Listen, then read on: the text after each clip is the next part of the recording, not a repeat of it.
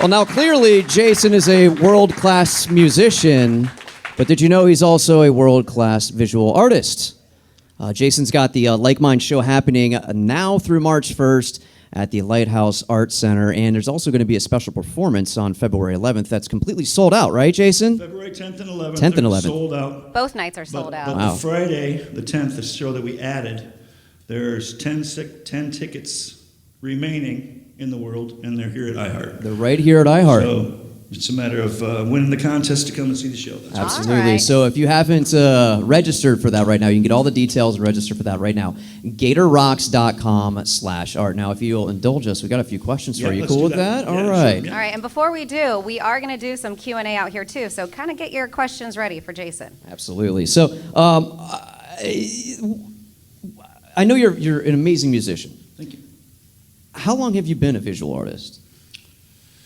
Let's see, we did our first show in 2010 for real to show it to the people, but started messing probably 2003, 2004 with taking it serious again, buying big canvas and buying real paint supplies and stuff like that. So are you formally trained? No, Nicole is formally trained and I'm really not. Wow. Impressive. So Nicole is Jason's wife, Yeah. who's actually going to be part of the Like Mind art exhibit, which brings me to a question. Yep. Do you guys ever collaborate on art pieces together? Yes, for a long time. And we used to do a cool thing, have it for a while, but I would like to again. Set up the same subject here, and then my canvas is here, my easel, and her canvas is there with her easel, and she sees what she sees, but we don't look at each other's. But we paint the same thing, and then compare our pictures That's later. So very that was cool. kind of a fun thing we did earlier on. But we were encouraged by Janine Mason, the curator of the Lighthouse, to do a collaboration, at least a part of our show. We're actually showing 6 different mediums. Nikki has ceramics and then paintings on masonite, and then she does really cool jewelry with some kind of semi-precious stones and pearls and stuff. And then I made guitars, built and painted the guitar series, and I have glass works and then my canvas works. So we're bringing 6 different things there. But Janine encouraged us to try to do something together besides our obviously really different stuff. So I've spent some time in the last years, I'm giving away my secrets, but you guys, I guess that's the way it goes. Take pictures of the television screen stopped with the phone and morph it. So if you hold, really fuck it up. And so the forehead becomes like that. This kind of really screwed up images of the person, trying to get it so they can't really tell who that person is. So it can't come back on me later with some likeness thing or something like that. So 4 or 5 years I've been doing that. And so I send Nikki some of the pictures, text them to her, and then she chooses the ones. So 4 of the pieces that you see at the show are those collaborations where she took it from my phone photo, the morphed out thing, and then she took it even further with the morphing. So there is collaboration there. Very cool. That's really neat. Now, obviously as a musician and a visual artist, do you draw parallels between the two? Do you listen to music while you're painting? Is there a certain playlist that you listen to, certain artists or certain genres of music that you listen to when you're in the painting aspect? I think that both Nikki and I have certain favorites, and our playlists become maybe even redundant at times. I guess I can turn that reverb back in. Hello. She does Pink Floyd a lot and Alice in Chains and these kind of things, and I listen to a lot of Cypress Hill, Sepultura, some cool, Coltrane, and mix it up as much as possible and put that. I still listen to CDs, yes, and let it go in the, spin it on random and let that go, but always feeding off that stream of consciousness, very much so, and letting that feed into it, and often lyrics find their way into the paintings and that type of thing. So it's the common thread is that it's the same energy, the same person you're creating something to share with someone.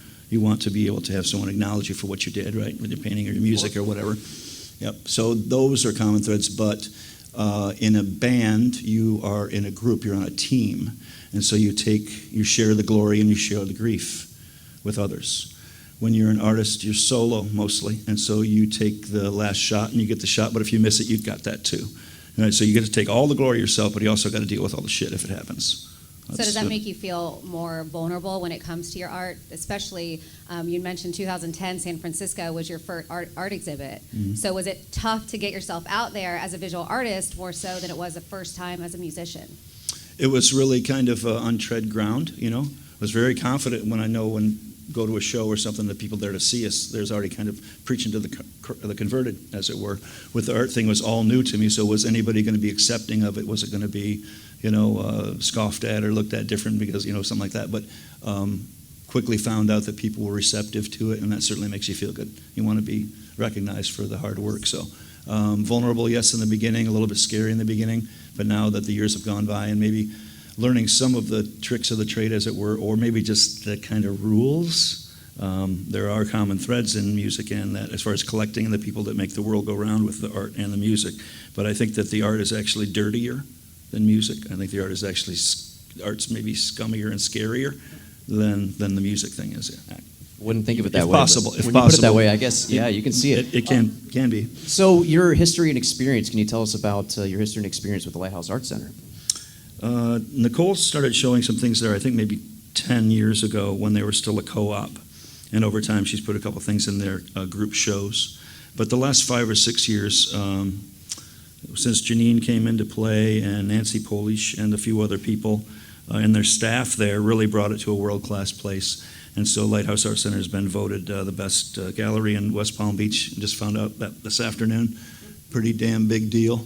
But it is world-class now. I've been a couple places in my life, and I've been to a couple galleries, and it's real. It's the real deal. So it's the community. It's the support, it's the honesty and conviction and all that like-mindedness. That's why we call the show that. The people that are of like mind that want to support the kids and get, paintbrushes in their hands and get them to make and see what's inside them and see what they can do and maybe get some recognition for their talents. Inspire the next generation. That's where it is, the next generation to be able to do it. And Lighthouse Art Center has done, a few generations worth of people now connected to it somehow or another. That's fantastic. So you can go to lighthousearts.org if you want to get tickets to Like Mind. So speaking of going there, you are raffling off a piece of your art. True. I did see that. I know it's limited. Can you talk about that piece? I believe it's music equals magic equals music equals magic. Right. What the piece is about and where the proceeds go. So I was encouraged to do some fused glass work starting 3 or 4 years ago at the Lighthouse as just a really novice, completely naive to it all. And they showed me that, just cut that piece of glass and that's your canvas. And then you pick the pieces or whatever and put it all together, and then put it in 3,000 degrees and it comes out and there it is, Pretty fascinating. But there's a lot of things can go wrong on the in-between too, but it was a very new world. So I tried to just do the same thing that I did on the canvas or whatever, just pick what was there. I haven't really ever cut any glass to make my pieces. I just use scraps that are already existing. So there's a form of art, and it came from filmmaking actually. It's DOGME. Wish I could tell you what that meant for, but I know that that's what it is. And it was created by these Danish cats. And it's the principle of that whatever you can carry on your back into the thing that you're making a movie, you're making a record, you're making whatever you're doing, whatever you can carry, and that's what you get to use to make it.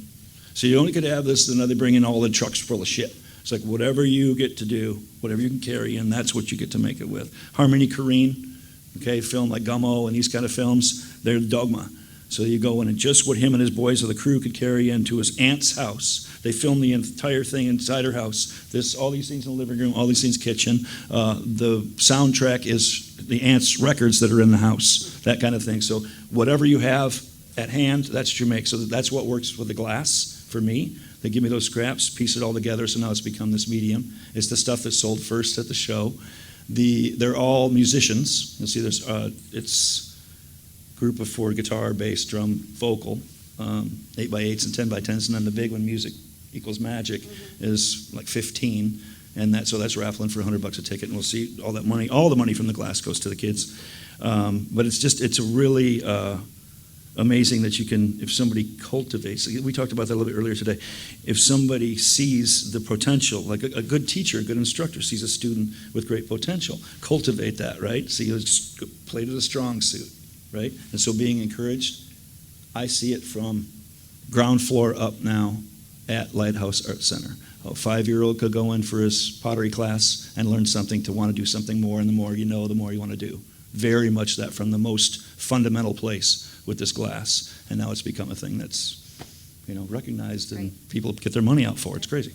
That's crazy. Now, I want to talk about creative inspiration here for a minute. Okay. I'd like to think that I'm a creative mind, but compared to people like this, not so much. But ideas hit me in the middle of the night, whether it's writing silly little sweepers for the radio station or I'm a hack musician myself. I'll come up with a horn line. It'll hit me in the middle of the night. I'll wake up dead out of sleep, and it'll just jot it down. Is that the same way with you and visual art? Do things come to you out of left field in the middle of the night, or how does that come to you sometimes? Music and poetry and stuff, that happens. Ideas for lyrics and stuff, but as far as the art, no. I don't know what's going to happen. I don't know what's going to come. I don't have a plan on what is going to end up on that canvas. I just go for it, go for it, go for it, go for it until something becomes. It chooses itself. So like Nicole has set up a still life, right, of all the things lit just so, and she could paint it exactly like it looks. Just exactly like it looks. I have no idea how to do that. Right? I just go for it, just completely slopping. It's a lot like the music. We're just loud as fuck and hope it lands in the right place. Makes sense. I have a follow-up question. So you guys missed it. I was fortunate enough to interview Jason Newsted earlier, and we were talking about when you kind of knew you were done with an art piece, and you said it's basically when you fall over. What do you mean? Like literally fall over? Is that's what you mean? I can't You're go done. anymore. All right. So like if there's depends on the piece. Some of them are certainly busy and some of them weigh an awful lot because there's so much product on the canvas itself. But yeah, whatever the waking period is for that moment, because I've tried before when you come back to it and try to do the thing, and get back to the mode that you were in, the moment you were catching, the vibe you were catching. It's hard to do when it's very improv-y. The whole thing is improv, like improv music. So Nicole can go back to her painting 3 days, 5 days, 7 days later, know exactly the color to work with. That one's going to match that. She look at it again and pick up right where she left off. Right? I can't do that. I have to do stream of consciousness. When I'm done with that idea, that's done. If I come back, it's not going to be the same feeling. I keep myself kind of altered. I smoke weed when I paint. I listen to my music. I get my thing going. I get endorphins and adrenaline and all the fluids flowing through me to make it all mad, like that. So maybe that next day, I didn't have that oatmeal. I didn't have those cookies. I didn't smoke that certain weed. So it's going to be different. Right? So I want that day capturing that moment, showing everybody I was alive right then, and this is what happened. So I think it's a good mantra to go by, having, whether you do a radio thing, a saxophone thing, a song, a poem, whatever, everybody knows I'm marking that day with this. Maybe it can be an entry in your journal or your diary, but it's better if it's a song or a painting. Well, now I see those improvisational parallels when you're listening to John Coltrane while you're for sure. Absolutely, absolutely. That's right. Yep, streaming. So I'm thinking to myself, I'm like, all right, obviously we know your past with music and we know what you're doing with the visual arts. What projects are you working on currently right now? Whether it's art or music, or what are you working on now? I'm so glad you asked. Actually, I spent 6 months of last year putting together the Chop House Band Volume 1. The Chop House Band has been together. See, making music since 1992. It says it right there on that guy's shirt. So it was our first album after 30 years. And so spent a lot of time on that. And then once I got that under my belt, kind of stepping back into the heavy now.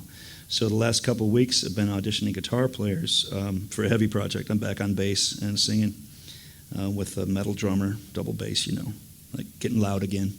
So I got a couple irons in the fire, putting 2 new projects together right now, but loud. That's exciting. We all like loud here, don't we? Yes, we do. Thank you for helping us blow the dust off this theater. I mean, you guys did an amazing job. I tell you, if I would have known that, I actually probably would have brought amps and drums.